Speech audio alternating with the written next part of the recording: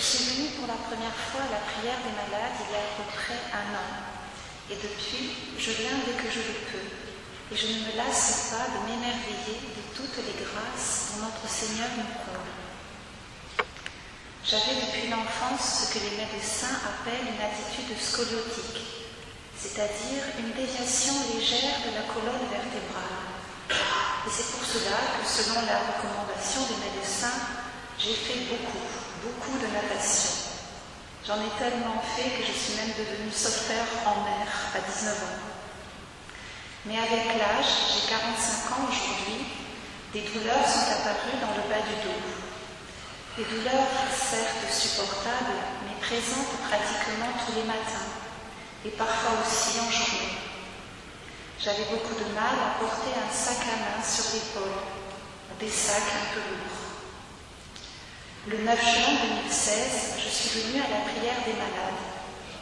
Et alors que le Saint-Sacrement passait, j'ai ressenti une chaleur très douce dans le bas du dos, avec comme un battement de cœur qui, à chaque battement, repoussait ma colonne vertébrale et la remettait en place.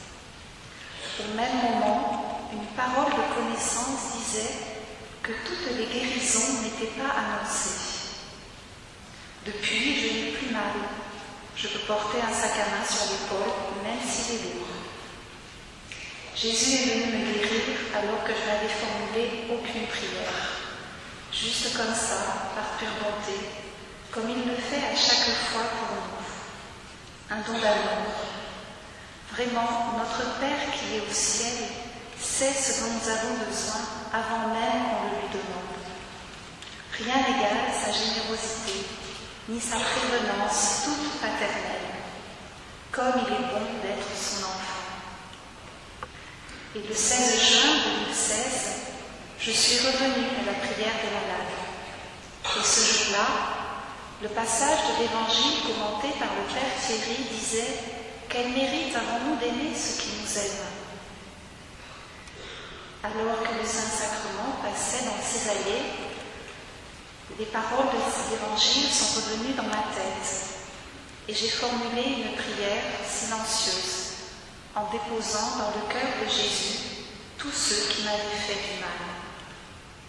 Aussi j'ai été très surprise quand dans les secondes qui ont suivi, une parole de connaissance disait qu'une jeune femme venait de déposer dans son cœur des personnes qui lui avaient fait du mal et que cela lui avait fait très plaisir. Et pour la remercier, Jésus lui faisait ressentir une très grande joie.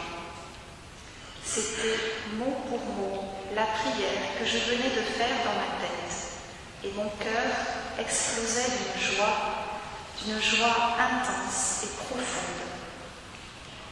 Plusieurs fois par jour, j'essaye de bénir mes ennemis et de prier pour tous ceux qui m'ont fait du mal. Je terminerai en disant comme il est doux de savoir que notre Seigneur est avec nous à chaque instant, qu'il entend tout ce qu'on dit, tout ce qu'on se dit à soi-même. Je m'émerveille de tant de grandeur et de sa toute-puissance, et je lui rends grâce de prendre si bien soin de ses enfants. Maintenant, je sais qu'il veille sur nous à chaque instant de notre vie. Loué soit notre Seigneur. Amen.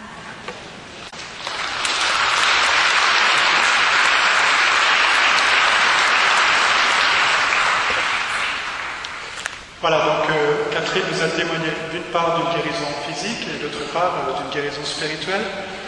Et en écoutant son témoignage, je me dis que la guérison spirituelle lui a donné encore plus de joie que la guérison physique qu'elle a obtenue.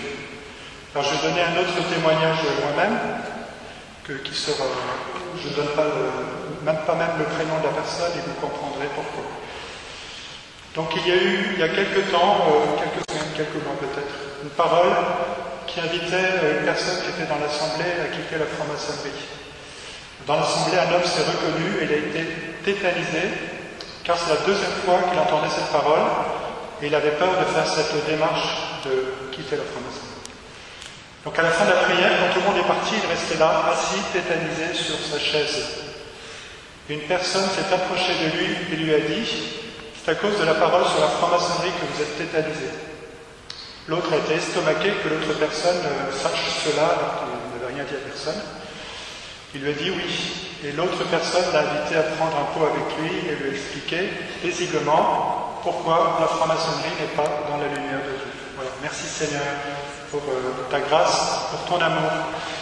Et maintenant nous allons accueillir le Seigneur qui va venir au milieu de nous, dans le Saint-Sacrement. Jésus, dans sa douceur, vient nous libérer, nous donner sa paix, son amour, dont Catherine nous a bien témoigné. Accueillons-le avec foi, accueillons-le avec émerveillement. Et ce mot émerveillement qui m'a aussi beaucoup touché dans son témoignage. Amen.